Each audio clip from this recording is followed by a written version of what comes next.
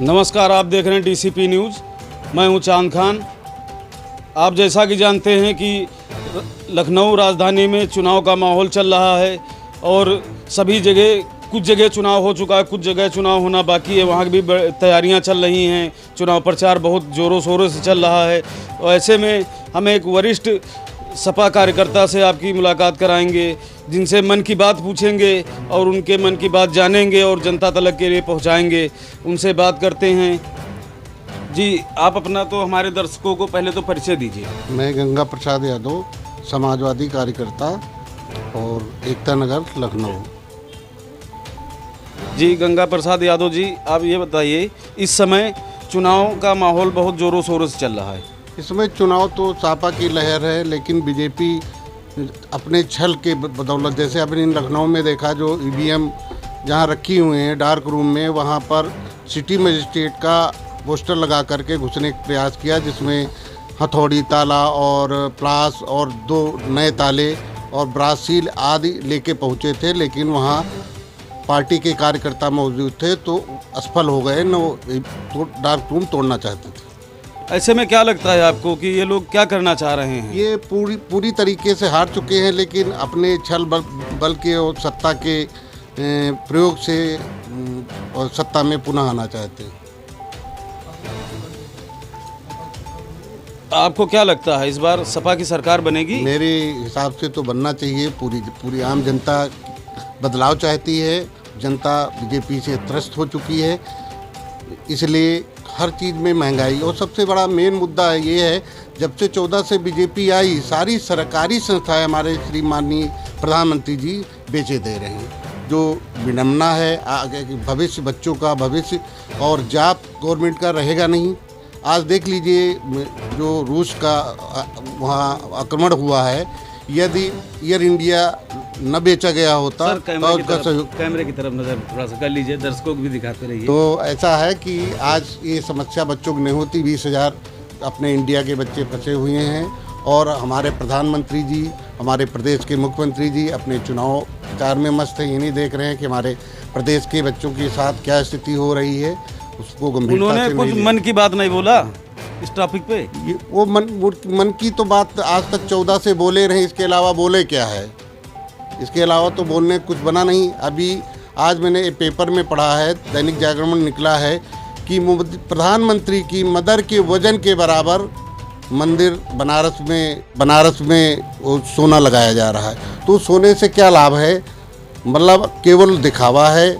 आप विकास का कोई पर ध्यान नहीं दे रहे हैं, किसी प्रकार विकास नहीं हो रहा।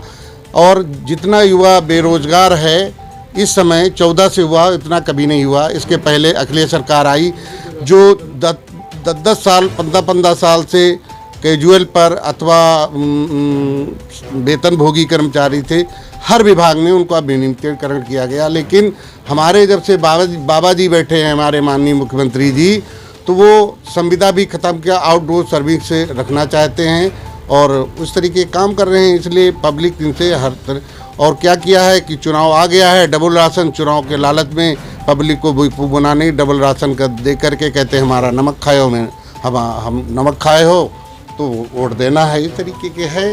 तो कुल मिला के ये हमने देखा है कि माननीय प्रधानमंत्री जी ने कोई ऐसी सरकारी संस्था का निर्माण नहीं किया, बल्कि जितनी सरकारी संस्थाएं हैं उनको बेचने का काम किया है। जी, कुछ लोग कहते हैं बीजेपी वाले जो राम को लाए थे हम उनको लाएंगे। राम को इसीलिए इतना जोरों शोरों से बीजेपी वाले चुनाव कर रहे हैं, हर प्रयास कर रहे हैं, चुनाव जीतने के लिए हर एक काम कर रहे हैं। भैया जी, राम को कौन ला सकता? राम दशरथ के पुत्र थे। राम तो माना जाए जो भगवान मानते, राम सबको लाए हैं, समझ रहे हैं? राम तो सबको लाए, वो कहाँ, किसको लेके आएंगे? वो कहाँ से ले आएंगे राम को? राम उनको खुद लाए हैं, और राम को क्या लाएंगे? तो उनके लिए कोई मैसेज देना चाहेंगे जो इस तरीके से लोग? हम ये चाहते हैं, बीजेपी वाले अपना फंड, हमारे प्रधानमंत्री या जो भी हैं, छोड़ दे। राम को कोई ला नहीं सकता है, केवल वोट बैंक लेना है, हिंदू मुस्लिम करके लेना है। इसीलिए ये प्रोपोगंडा फैलाते हैं। और मंदिर मस्जिद आस्था हमारी भी है, सबकी है, सब रखते हैं, लेकिन इस तरीके से नहीं कि अभी देखा, कह रहे हैं एक उनका माननीय विधायक जो वर्तमान मंत्री है, वो कह रहा था कि जो हिंदू एकजुट नहीं हुआ तो उसके ब्लड में जो है मुस्लिम का ब्लड है, वोट ने दिया। इस तरीके के उनके बयान हैं कि ऐसी पार्टी के ऐसे नेताओं के बारे में क्या सोचेंगे, क्या कह सकते हैं। मुख्यमंत्री खुद कहते हैं। मुख्यमंत्री जी भी कहते हैं, जी हाँ, लेकिन कुछ जनता भी, मुस्लिम जनता भी बीजेपी के साथ है। बहुत कम परसेंटेज जो पढ़ा लिखा नहीं है, जितना पढ़ा लिखा है और शिक्षित है वो सब कोई उनके साथ में नहीं है। इनका सब छल डर देखती है। डबल इंजन की सरकार बन रही है अब की बार। नहीं, यूपी में तो नहीं बन रही भाई।